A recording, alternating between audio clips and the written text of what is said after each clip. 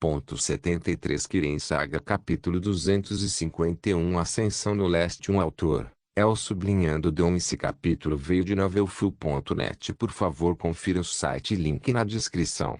Tio Menor 8 de meados do ano, junho, 4-198, 12 horas. East Empire Company tem seus navios prontos para o norte para Japet's Folly. Embora o gerente que deveria supervisionar o ataque esteja ausente, o ataque estará sob o comando de Adeliza Venditti e apoiado pela Marinha Imperial. Os navios de Endeum também estavam prontos no sudeste da ilha Serpentstone. Eles mal podiam se ver e tinham os olhos bem abertos a cada movimento. Os Firemanes, que eram os líderes desta campanha, tinham dois pequenos navios patrulhando a área sob o comando de Skadi e Tyr Firemane.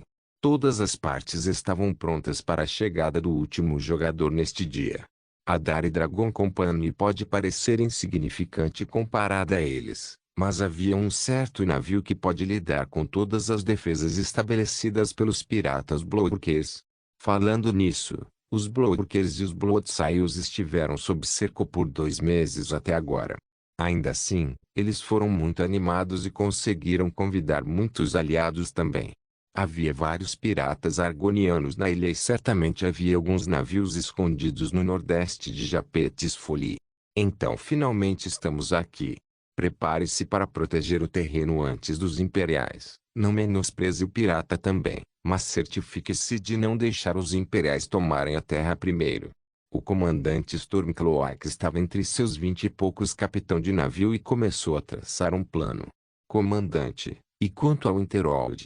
Um jovem capitão de navio perguntou. Kalof, foi. Você é responsável por defender os navios de abastecimento. Não interfira na luta.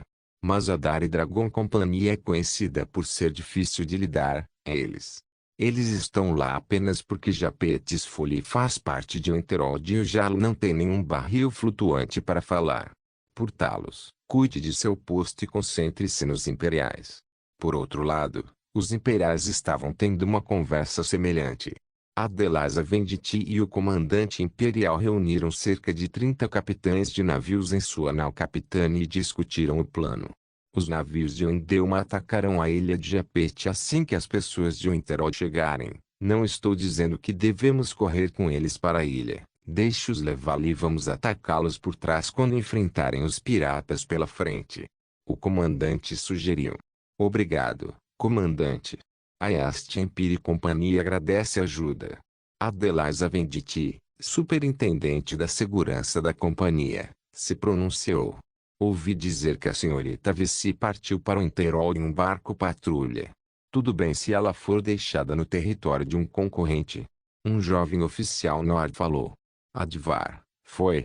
Está tudo bem, a senhorita Vessi vai ficar bem. O atual governo de Winterhold tem fortes laços com a East Empire Company e a senhorita Vessi não é moleza. Apenas certifique-se de que os navios de abastecimento não sejam comprometidos. Sim, senhor. Naquela época, os vigias nos ninhos de corvos dos navios começaram a agitar suas bandeiras e tocar suas buzinas. Parecia que o último jogador havia chegado. Pássaros de fogo! Pássaros de fogo! Os marinheiros gritaram.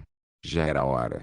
No sudoeste, vários pássaros grandes feitos de fogo começaram a vir da névoa e das nuvens do mar. Estes eram os famosos Flametronachaux que o Tani de Winterhold, João Dari, gosta de conjurar. É meio que o símbolo de João Dari entre as forças externas agora. Ah! Ele chegou. O comandante Stormcloak ficou feliz em ver tal site. Afinal, nem todos os Nords tinham medo de Magic. Aí vem ele, eles certamente abrirão caminho para nós por aquele navio de fogo que eles têm. O comandante imperial também estava feliz e queria ver o rumor do navio cuspidor de fogo. Como se para responder a seus desejos, uma forte corrente de fogo saiu da névoa como o sopro de um dragão, comeu todo o gelo congelado na superfície da água e então a figura do navio apareceu. Como se tivesse uma ponta de lança, o Iron Maiden apareceu com uma gigantesca e forte lâmina de carneiros saindo da frente de seu casco. O corpo do navio continuou aparecendo, mas nenhuma vela ainda estava para ser vista. Não, Em vez de uma vela, havia uma superestrutura saindo da linha de base do convés. Confundiu quem olhou para ele como tal navio não deve ser navegado. É remado. Mas não há remos. E por que tão rápido? Todos começaram a perceber o que estava acontecendo. Até mesmo os legionários imperiais que estavam em posição de sentido viraram seus alunos para olhar.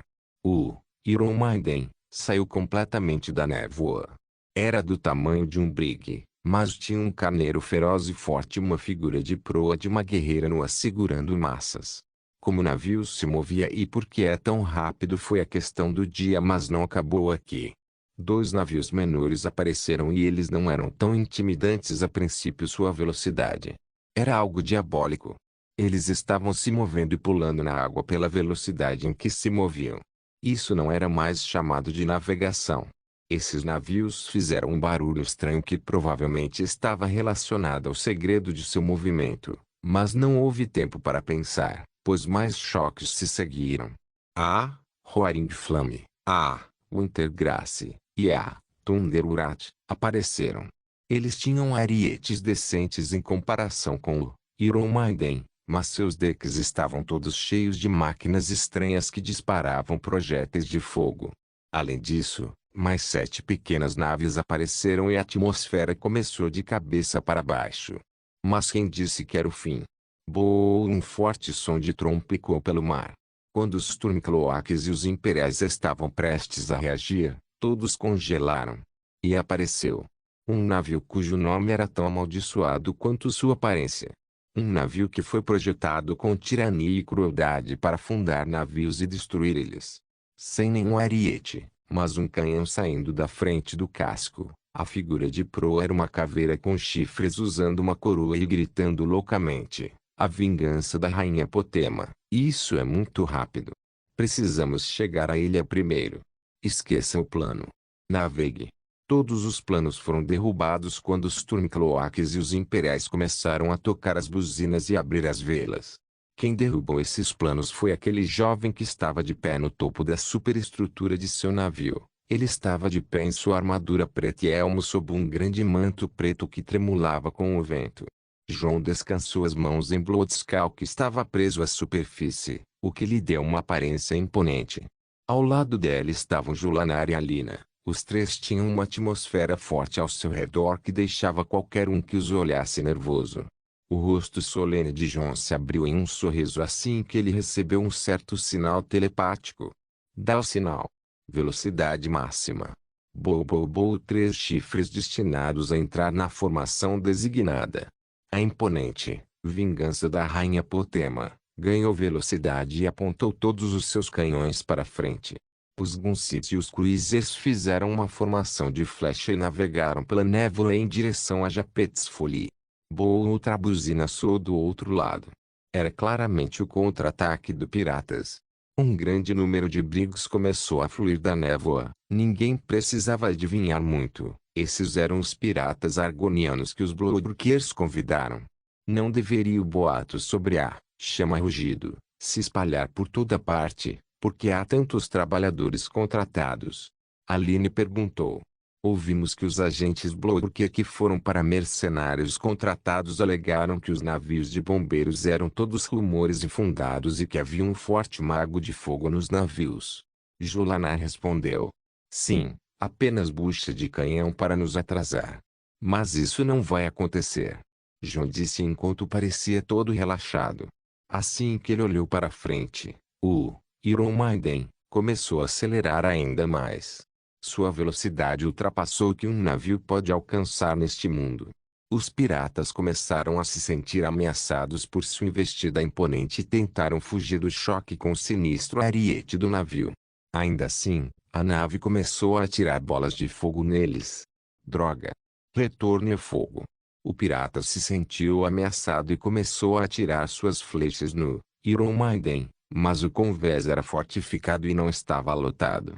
Assim que o Iron Maiden encontrou o alvo mais próximo, o canhão frontal Dragonbreat disparou um assustador fluxo de fogo que consumiu 2 navios em uma instância. O Iron Maiden avançou contra eles e seu ariete começou a quebrar os navios ao meio. Isso é loucura.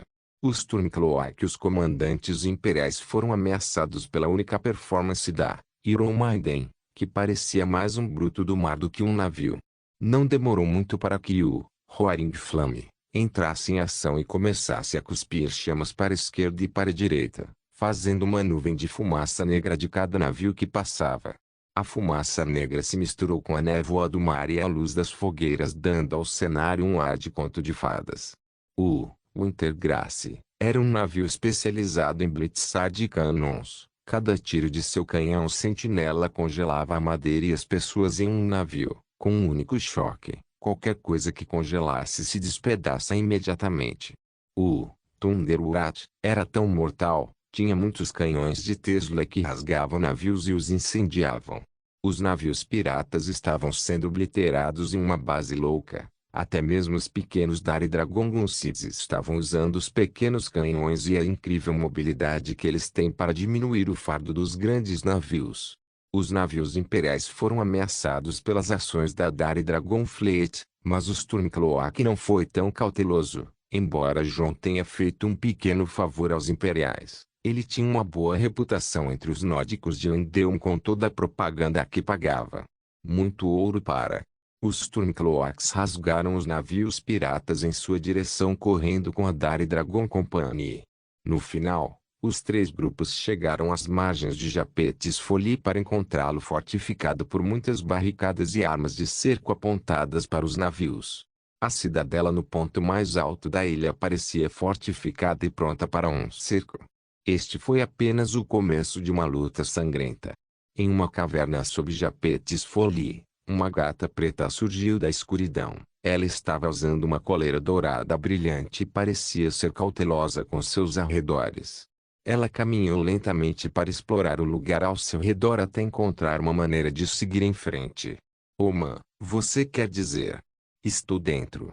Kirin Saga Capítulo 252 Ascensão no Leste 2. O Reino das Sombras. Tia Nefertiti não gostou muito de ser informada, mas achou isso interessante, para dizer o mínimo.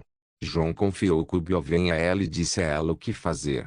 Ela estava sentada confortavelmente no ombro de João durante a viagem nesses estranhos novos navios que deixaram seu humano super empolgado. Ela continuou bocejando até que João disse a ela para começar a agir. Para esgueirar-se para a ilha, João conjurou vários Flametronachalques e a colocou em um deles. Relutantemente, ela voou com os outros Atronaches por todo o caminho e começou a andar em círculos ao redor da nave como um anúncio da chegada da Dari Dragon Fleet. Enquanto as pessoas estavam focando na Iron Maiden, John dirigiu o Flametronachalk Nefertiti foi para o leste o mais rápido que pôde. Assim que Nefertiti viu a ilha em que deveria pousar, ela simplesmente pulou do Flametronachalk para o mar. Era uma grande altura que mesmo as 9 vidas de um gato achariam difícil de superar, mas para Nefertiti, não era nada para se preocupar. Assim que ela encontrou um bom local de pouso, ela fez a magia das sombras se expandir para fora dela para formar um paraquedas que João ensinou a fazer. Mesmo que ela não goste muito de se movimentar, ela gosta muito dessa ideia de paraquedas. O local onde ela pousou não foi longe da ilha, mas foi tudo conforme planejado. Nenhum gato pode ser visto se esgueirando na superfície da água da ilha, não importa o que aconteça. Era simplesmente bizarro pensar nisso, mas estava acontecendo agora. Nefertiti expandiu sua sombra na água e correu sobre ela como se fosse uma superfície sólida. Durante a corrida, Nefertiti notou alguns peixes nadando sob a superfície da água e seu ritmo diminuiu um pouco. Ela olhou para baixo e levantou a pata, mas outra ideia veio à sua mente e ela lançou mais Shadow Magic e a dirigiu para um peixe. A sombra engoliu o peixe de uma só vez e Nefertiti pareceu satisfeita com o resultado. Delicioso! Ela cantarolou para si mesma antes de mirar em outro peixe, mas de repente, estronda uma bola de fogo pousou na ilha e acordou Nefertiti de sua ganância. Sim, Oman. Sou I. E ela correu mais uma vez em direção à ilha. Ao chegar a uma pequena caverna gelada sob a ilha, Nefertiti começou a notar vários sinais de força vital não muito longe daqui e percebeu que havia chegado. Oman, você quer dizer? Estou dentro, ó. Menina, tudo bem, João respondeu na chamada telepática de Nefertiti. Ultimamente, João estava estudando telepatia e poderia se conectar a Nefertiti facilmente. Cheguei. Alguns humanos estão olhando ao redor da caverna e não há coisas brilhantes aqui. Bem, para encontrar coisas brilhantes, você precisa ir mais fundo na ilha. Certifique-se de ficar escondido e levar qualquer coisa de valor, semelhante a peixe. De valor humano, MHM. Posso levar peixes, suspirar.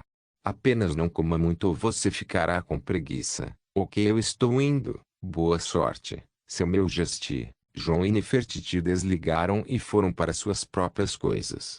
Enquanto João comandava as naves para derrubar os piratas argonianos, Nefertiti era a jogadora principal que iria investigar porque as outras forças estão mirando na loucura de Japet, bem como reunir todos os seus tesouros no colar que ela usava, que na verdade é o cubo Aven. Como lhe foi dito, ela precisava evitar a tensão e isso só pode ser feito se esgueirando como qualquer gato normal ou andando na sombra como ela está acostumada. Como uma gata preguiçosa, Nefertiti decidiu ir para a sombra. Ela apenas olhou para sua própria sombra e depois afundou nela. Ela nem sabe como pode fazer isso. Tornou-se parte de sua própria natureza quando ela começou a se tornar mais inteligente depois de tudo que esteve com João. Ao abrir o olho mais uma vez, ela se viu em um lugar completamente diferente, onde o alto era baixo e o baixo era alto. Estava tudo invertido. Ela percebeu que era como andar normalmente, mas havia aquela sensação de que para cima era para baixo. Não importa o que ela pensasse sobre isso. O espaço parecia exatamente como fora da sombra, só que as cores eram cinza e branco. As sombras do lado de fora eram a melhor maneira de entrar e as áreas de luz eram lugares prejudiciais que ela deveria evitar. Enquanto ela estiver neste reino das sombras, ela precisa seguir suas regras. Ande na sombra, não ande na luz. João explicou esse fenômeno como Nefertiti se conectando a uma versão diferente da realidade que talvez seja um reino daédrico fortemente influenciado pelo mundo real. A sombra é a energia do reino estável e a luz é onde a energia está sendo consumida pelo mundo real. Pensar dessa forma significaria que os dois mundos existem um no outro e em um estado de troca de energias através de luzes e sombras. Nefertiti, é claro, não se importava com o que isso significa. Ela caminhou no reino das sombras que espelhava a caverna em que ela estava e notou algumas sombras se movendo à frente. Eram alguns mudcrabs que faziam ninhos sob a ilha. Os seres vivos são refletidos no mundo das sombras como auras ambulantes. Eles não eram nada vulneráveis e nenhuma entidade no mundo das sombras pode tocá-los, mas eles não sabiam o que estava acontecendo com seus reflexos no mundo das sombras. Como uma entidade de ambos os mundos, Nefertiti pode possuir uma dessas auras e se apegar a ela. Isso não causaria nenhum efeito ao invés de protegê-la de todas as entidades hostis que possam aparecer no mundo das sombras. Uma das razões pelas quais Nefertiti gostava para ficar na sombra de Jun, especialmente quando ele começa a meditar. De qualquer forma, essas auras na frente dela eram mudcrabs. Ela realmente não sabia sobre nenhum deles e continuou passando-os pela grande rede de cavernas sob a ilha. Foi então que ela encontrou um ponto de acesso ao forte. Havia alguns guardas que pareciam desconfiados de alguém entrar pela rota de fuga secreta que eles estavam protegendo, mas Nefertiti não encontrou nenhum problema em passar por eles. Ela poderia até atacá-los, mas ela não gostava de coisas problemáticas. Ao passar por uma escada, ela se viu em uma grande força. Muitas pessoas iam e vinham apressadas transportando flechas e lanças para fora do forte. HMM. Oman disse que eu deveria procurar um lugar quieto e protegido. Nefertiti começou a olhar ao redor do forte de novo com pouco ou nenhum resultado. Ela concentrou sua busca nas torres gêmeas do forte, mas ainda não encontrou nada. Como ela estava prestes a se sentir frustrada, algum movimento chamou sua atenção. Ela saiu do forte rapidamente por uma fenda de flecha e observou o que estava acontecendo a leste da ilha. Parecia haver um grande penhasco rochoso, mas os moradores da ilha fizeram algumas escadas de madeira para acessar uma pequena plataforma escondida atrás da ilha. Havia 2 escaleiros cheios de crianças e mulheres. Um homem que parecia ser um figurão estava se despedindo de uma mulher e uma criança enquanto os instruía a fugir para o continente e imediatamente se esconderem em Windewer. Nefertiti ficou olhando as crianças no barco e seus olhos refletiam uma pitada de inquietação. Ela saiu da sombra e então miou baixinho. Ao lado dela, uma grande sombra se formou e uma figura instável feita de sombra apareceu. Essa coisa era um Shadow Atronach. Cuidado com eles. Nefertiti disse enquanto seu olhar estava fixo nas crianças. O Shadow Atronach logo se transformou em um pássaro e voou no céu através das névoas. Shadow Atronach eram os nativos do Reino das Sombras que Nefertiti pode acessar. Mais do que isso, ela pode domá-los com bastante facilidade. Nefertiti então continuou observando os homens enquanto eles destruíam a plataforma de madeira para apagar os rastros de suas famílias que acabaram de enviar para fora da ilha. Ela então continuou seguindo-os até encontrar o que procurava. Parecia que os piratas escondiam seus tesouros e suprimentos de comida em alguma caverna fora do forte que estava escondida com cuidado. A partir daí, não adiantava mais ser educada. Ela voltou para o Reino das Sombras e passou por todas as armadilhas e defesas da caverna até encontrar o estoque de suprimentos. Uma, encontrou comida. Seriamente, comida do inimigo. Oh, você quer dizer seus suprimentos? Bom. Eu quero que você armazene a maioria deles no espaço frio dentro do cubo. Pegue a carne e todos os peixes que você quiser. Mas não como agora. MHM.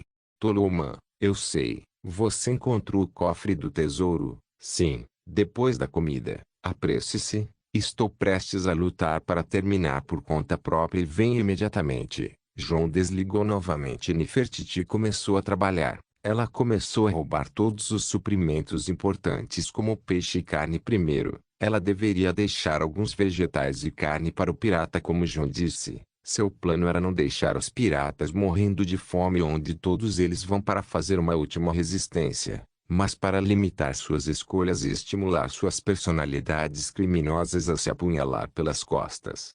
Depois que ela terminou, ela foi mais fundo no cofre e começou a procurar as coisas brilhantes que João tanto queria. Foi logo quando ela encontrou uma grande porta que bloqueava seu caminho com 2 guardas nela. Ela os contornou passando pelo Reino das Sombras, pois a porta não estava magicamente encantada e não havia barreira na sala atrás dela. Assim que ela entrou, ela olhou para a esquerda e para a direita e entendeu que era isso que ela procurava. Baús com moedas de ouro e prata como o que João guarda em seu cofre. Também havia alguns livros e armas que pareciam bastante caras. De acordo com João, ela deve olhar para os itens e certificar-se de seu valor primeiro. Ela era esperta e sabia o que deveria levar, então começou com todas as prateleiras as coisas contidas com energia mágica, como um gato sentinela mago. Essa foi uma tarefa muito fácil. Em seguida, ela começou a procurar as joias valiosas que Aline e Julanar gostam. Esmeraldas verdes, diamantes brilhantes e safiras azuis foram o que Aline e Julanar a ensinaram a escolher. Depois de todo aquele saque cuidadoso ela começou a pegar as moedas de ouro. Ela deveria pegar 2/3 das moedas localizadas no cofre para não levantar suspeitas e assim ela fez. Ela ficou satisfeita com o que reuniu e foi para o Reino das Sombras e estava prestes a sair. Mas assim que entrou na sombra, descobriu uma sombra residindo em uma parte do... Esse ser era muito instável e parecia um pouco com uma dor de cabeça para lidar. Nefertiti não achou que isso iria prejudicá-la, mas essas entidades sombrias não ficam apenas em algum lugar, a menos que haja algo. Ela saiu da sombra e olhou para o lugar onde a sombra do outro lado. Havia um único baú não muito interessante que ela ignorou a princípio, mas agora estava desconfiada. Ela se transformou em sua forma humana. Em seguida, fez um grande machado feito de Shadow Magic. Em seguida, quebrou a fechadura no peito. Lá dentro, havia um objeto estranho que parecia um ovo do tamanho de uma bola de futebol e parecia bastante especial. Ela poderia dizer que havia magia ao redor do ovo, mas foi selado por uma camada de correntes de vedação para protegê-lo. Fora isso, havia um traço de Life Force no ovo. Um bebê? Nefertiti chegou à conclusão de que havia um filhote de pássaro preso no ovo por magia e o ser da sombra estava tentando tirar energia dele, mas foi impedido pelo selo. Nefertiti sentiu raiva daquele ser que estava tentando ferir um bebê indefeso. Ela olhou para sua própria sombra e afundou nela para o reino das sombras mais uma vez. Assim que ela fixou os olhos na entidade das sombras, ela chamou alguns Atronaches das sombras para aparecer ao seu redor. Eles assumiram a forma de diferentes animais e pássaros enquanto se reuniam em torno de Nefertiti. Nefertiti apontou para a entidade das sombras. Pega aquele bastardo para mim. Kiren Saga capítulo 253 Ascensão no Leste 3 Ataque. Tio a costa da loucura de Japet, os Bloodworkers e seus aliados testemunharam a destruição de seu último navio sob a carga total da vingança da rainha Potema. A nau capitânia da Dari Dragon Company apareceu aos olhos deles como uma existência demoníaca vinda de Oblivion. Preocupados com as chamas que ele pode lançar, os piratas que estavam prontos para enfrentar os invasores na costa recuaram para as barricadas na parte de trás. John observou o layout da ilha e pensou por um tempo. Era maior do que a do jogo, muito maior do que ele poderia compará-la às grandes clareiras em que os Firemanes habitam. A ilha era um forte natural que tinha apenas uma costa no oeste e além disso, havia apenas penhascos íngremes de todos os lados. Foi fortificado por muitas camadas de barricadas de madeira desde a costa até o forte no lado leste da ilha. Os piratas recuaram para trás de uma certa camada da barricada para que pudessem ficar o mais longe possível do alcance de seus navios. John zombou, pois sabia exatamente até onde seus canhões podem alcançar. Inferno, ele não mostrou o que os morteiros podem fazer ainda. Wolf, Ongem. Proteja as costas. Alina, diga aos Stormcloaks para não interferirem com os imperiais durante o cerco. Ju, diga o mesmo aos imperiais. Sim. Trudvar, meu estandarte. Sim, meu Tani. Enquanto Ulfur e Ongem atuavam como comandantes de Jun, Aline e Jolanar eram seus mensageiros e a extensão de sua palavra. Além disso, Trudvar finalmente estava levando o estandarte de João para Batley, como qualquer Ousicalo faria. A bandeira vermelha com um dragão e um crescente tremulava enquanto Trudvar a carregava na frente de todas as tropas que desciam do navio. João e seus Batley Magias cavalgaram em seus cavalos Flame e Atrunache e desceram para as margens seguidos pelo resto dos soldados. Mais de 600 soldados da Dari Dragon Company invadiram a costa e tomaram o ponto mais central. Este não era o poder total da empresa, pois os navios ainda tinham o mesmo número pronto para ser implantado a qualquer momento. John não ia esperar mais do que isso. Assim que os Imperiais e os Stormcloaks desceram de seus navios, eles receberam o que John lhes enviou por Aline e Jolanar com seus modos imponentes.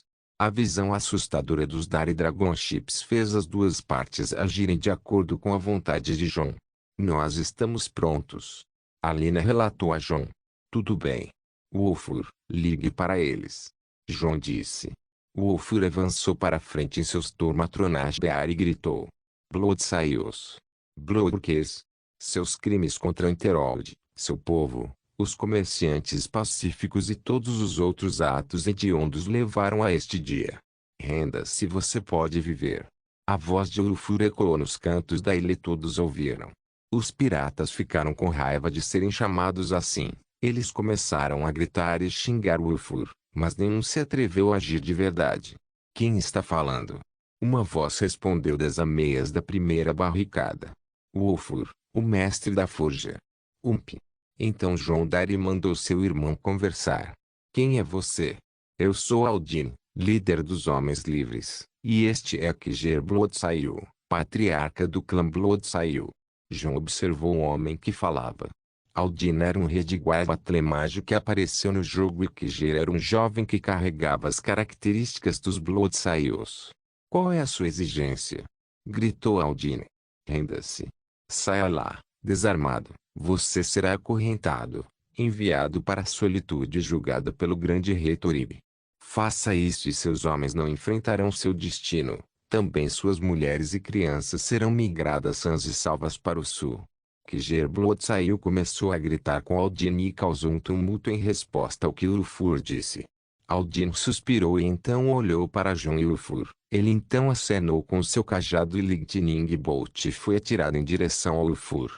As expressões de Ulfur não mudaram e ele apenas ordenou ao urso Atronash da tempestade que ele estava montando que se levantasse e tomasse o feitiço para ele. O Atronash não foi prejudicado de forma alguma. No entanto, esta foi uma declaração de batalha. O Ulfur recuou ao lado de Jon e não falou muito. Jon, no entanto, olhou de volta para o Aldin e sorriu cruelmente. Eu farei as honras então.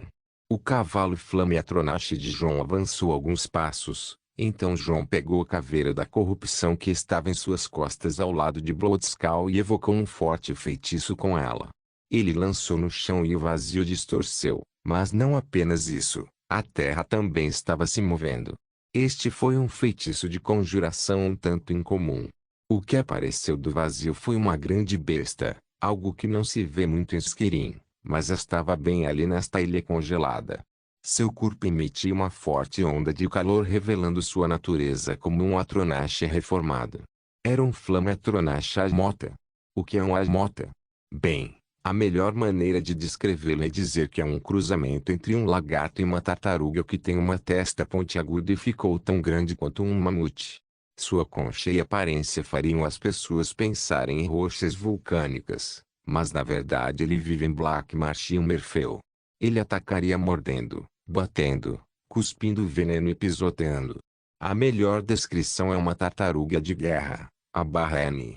Aqui está um Asmota https://ib.cu/2jmmkw4. Muito fofo, o Flame Atronash Asmota tinha as mesmas características, exceto que cuspia chamas em vez de veneno e grandes porções de seu corpo, como conchas, pernas e chifres, eram todos feitos de pedra.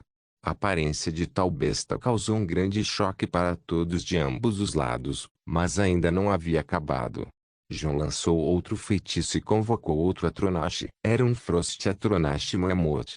Não tão grande quanto o mamute mais velho, mas ainda era uma criatura temível que pedra e gelo formavam seu corpo maciço. Jon convocou outro Atronash absurdo e este era um Storm Atronash T-Rex. As três bestas Atronash rugiram em suas respectivas maneiras e avançaram como Jon comandou. Nenhum outro ser ousou atacar com elas. O resultado foi claro, os Bloodbrokers defenderam na primeira barricada contra os Atronash Monsters e os derrotaram em uma aula épica. O Flame Asmota colidiu com a primeira barricada e a queimou enquanto o Frost Mammoth pisoteava tudo em seu caminho. O Storm T-Rex era muito mais feroz, pois sua velocidade ultrapassou em muito as outras duas e até saltou sobre a barricada causando rajadas de raios de seu corpo. As três bestas obliteraram a primeira barricada até serem destruídas por Aldin e seus homens, mas a barricada tornou-se irreparável e os piratas recuaram para a segunda barricada. Jon convocou apenas três criaturas e isso aconteceu. O que mais aconteceria se ele convocasse uma horda deles? Além disso, estava tudo bem para ele trazer todos esses navios e causar toda aquela confusão. Mesmo que ele pudesse terminar o dia apenas com seu poder, os Imperiais e os Stormcloaks perceberam que Jon estava simplesmente flexionando na frente deles, uma mensagem clara para seus superiores sobre o poder que ele exercia e o poder da frota de Interhold. A única coisa que restou foram seus soldados. Eu quero aquele forte. Jon falou essas palavras e as pessoas ao seu redor gritaram. O som de tambores e buzinas ecoou pela ilha e os Dark Troopers estavam fazendo formações para atacar de frente. Os Imperiais ergueram seus estandartes e os Stormcloaks também. Se o forte caísse apenas para Jon, eles não seriam capazes de exigir o que procuram facilmente. E assim o ataque começou. Os Dark Troopers moviam-se com seus elmos Valsgard e cota de malha, vestindo a elegante armadura de escamas de couro e pele de lobo acima dela. Era o estilo que os Dark Troopers sempre usavam e pode ser considerado muito luxuoso. Suas armas eram todas de aço e seus escudos eram escudos de torre como os da Legião Romana. Eles se moviam em equipes enquanto os arqueiros e magos eram guardados pelos guerreiros. Quando o confronto começou, a segunda barricada foi destruída pelos Dire Battlemages e também pelos Imperial Battlemages. Os Stormcloaks serviram como berserkers e deram uma boa surra nos piratas. Jon, Alina, Julanar, Wolfur e Bjorn se juntaram à luta quando a segunda barricada caiu. Eles não fizeram muito, exceto matar qualquer coisa em seu caminho. O primeiro dia acabou e as forças recuaram para seus acampamentos na costa.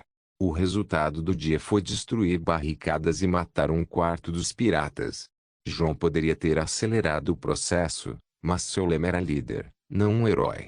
Quando Jon voltou para sua cabana, Nefertiti o encontrou em sua forma humana com expressões aborrecidas. Porque o rosto comprido. Irritante, tão irritante. Ela claramente estava de mau humor. Qualquer coisa que você gostaria de compartilhar? Sim. Essa coisa chata, está comendo o bebê. Você tem que vencê-la, Oman. Ok, acalme-se. O que está acontecendo? Nefertiti entregou o anel a Jon e ele verificou seu conteúdo. Nossa! São muitos gatos. Kirin Saga Capítulo 254 Ascensão no Leste 4. A Matéria Escura. Jon, Nefertiti, Alina, Julanar, Wolfur e Bjorn estavam todos juntos no espaço principal. Jon estava fazendo uma cara de felicidade ao testemunhar o que estava à sua frente. Havia uma estranha esfera negra flutuando no espaço, que Jon ignorou completamente, que era feita de uma substância lisa escura cuja origem não era conhecida, mas sua cor preta parecia de outro mundo.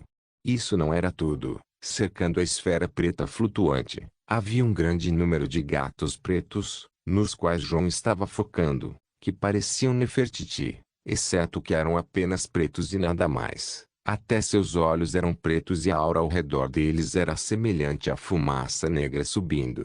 Ei, o que é isso? O Wolfur se encolheu. Amigos das sombras. Respondeu Nefertiti. Eu acho que eles são algum tipo de Shadow Atronachs. Alina deu um palpite. Existem Atronachs das sombras. Bjorn parecia nervosa. Qualquer elemento mágico pode ser um Atronache quando infundido com uma alma dédrica adequada. Também se aplica a golems. Aline respondeu. Esse não é o problema aqui. Olha a cara do Jon. Julanar destacou algo importante. Oh, cara. Muitos gatos. Esse cara está perdido. Wolfur percebeu a crise. Como eles não sabiam o que fazer, Nefertiti se colocou na frente de Jon. Oman, eles não fluffy. Esses gatos não empinam. Ah, entendo. Essas vadias não são leais. Quase me pegaram lá, obrigado. Jon deu um tapinha na cabeça de Nefertiti e ela fez uma cara de satisfação. Então, o que está acontecendo? Ele perguntou. Esse vilão negro quer comer o bebê. Ela apontou para a esfera preta que flutuava no meio do espaço. E o que esses gatos Shadow Atronach estão fazendo? Eles estão mantendo isso sob controle. Ah, entendo. E o que é esse bebê de que você está falando? Ovo de bebê. O vilão preto está tentando comê-lo. Está dentro dele. MHM. Ela sentiu. Eu vejo. Como chegou ali foi resumido que quando Nefertiti tentou separar a matéria escura do ovo, não conseguiu afugentá-la e acabou piorando a matéria ao permitir que aquela entidade a seguisse até o mundo real. Então, o que é essa entidade exatamente? Aline perguntou. É uma coisa idiota que come magia. Normalmente é estúpido e não faria mal a ninguém deste lado, mas os bebês são fracos e podem ser atacados sem nenhum pai para protegê-los. Entendo. Não fique chateada, Nefertiti. Vamos dar um jeito. Jon e Alina começaram a discutir o assunto como os únicos cabeças de ovo do lugar.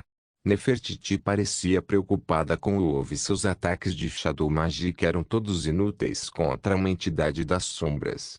A magia das sombras era muito misteriosa de descobrir, pois não havia nenhum especialista em como usá-la em Winterhold e Nefertiti poderia usá-la apenas por seus instintos, então ela era de pouca ajuda. Ainda assim, ela poderia dizer que há rumores no reino das sombras de que essas entidades sombrias são comedores irracionais que não sentem nada além de energias. Então a linguagem deles é energia, hein? Posso pensar em uma maneira de falar com ela. Jon estreitou os olhos e pensou em algo. Ele e Alina tentaram vários feitiços, mas sem sucesso. O Dark Matter tinha boa resistência à magia e até absorveu um pouco do Magicka não prejudicial. Que complicado. Ele pode lidar com Magicka como se não houvesse problemas. Mas não deveria comer Magicka. Bem, a menos que haja algumas formas de Magicka que ele possa digerir. Vou tentar mais uma coisa. Jon usou sua aura em vez de Magicka e enviou para Dark Matter. Não conseguiu reagir à aura como esperado, mas a aura envolveu e começou a cavar a Dark Matter e descascá-la do ovo. Demorou um pouco, mas Jon conseguiu no final e o ovo começou a aparecer. Como Jon prendeu a matéria escura em uma esfera de sua tirante aura, o ovo foi completamente extraído e Aline o pegou. Olhe para isso, está preso em algum tipo de pedra. Exclamou Alina. Isso é malaquita. O ovo estava envolto em malaquita. O Ofur respondeu então perguntou. Eles poderiam dizer que o ovo tinha um toque de força vital, mas estava selado. Havia muitas runas mágicas avançadas no invólucro de malaquita, pois mantinha o ovo em boa forma. O bebê dentro do ovo, porém, ainda não estava formado, como se seu crescimento tivesse sido interrompido por causa da vedação. Não havia almas ou características como se o óvulo tivesse sido fertilizado recentemente. Pode ser o caso, mas o selo parece ter alguns anos. Alina testou o poder do selo. Você pode abrir isso? Perguntou Bjorna. Não. Isso é muito avançado. Nem Jon saberá como fazer isso. Talvez Mestre Nurina possa pensar em alguma coisa. Ok, pessoal. Estou feliz que vocês estejam indo bem, mas essa coisa está enlouquecendo. Jon gritou enquanto a matéria escura parecia tentar se libertar. Isto é mal. Alina deu o ovo para Julanar e correu para Jon. As entidades das sombras não se dão bem fora de seu reino. Podem chegar a um resultado caótico se libertarem. Eu sei, qualquer ideia que possa ajudar. Jon disse enquanto cerrava os dentes. Energia. Pode ser estabilizada pelo ovo novamente, mas isso não é bom. Precisamos dar fortes choques de energia. Ulfur, seu martelo. Bjorna, um baú de contenção. Nele. Bjorna trouxe um baú e Ulfur pegou seu armer. Não esse martelo, eu quero o seu martelo de forjar. Por que você quer isso? Por causa do encantamento nele, caramba. Ah, entendo. O Ulfur correu e trouxe seu martelo de forjar. Era feito de aço órquico e encantado pessoalmente por Jon. Jon pegou com a mão livre e golpeou a matéria escura com ele. Ding! O som que o golpe fez foi semelhante a dois metais se chocando ferozmente um com o outro. Ding ding ding. Jon golpeou impiedosamente a matéria escura, causando mais sons de toque até que ondas semelhantes a ondulações começaram a aparecer. A cada golpe, Jon começou a aumentar o poder feroz de seus golpes e a aura envolvendo a matéria negra. O Ulfur estava observando de perto quando ele começou a entender o que Jon estava fazendo. Isso é muito inteligente. Ele disse. Você sabe o que está acontecendo?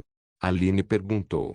Não tenho certeza, mas parece que esta matéria escura é algo como um metal vivo. Não cede às energias normais como você disse. Então Jon está forçando a entrada da energia. Como é isso?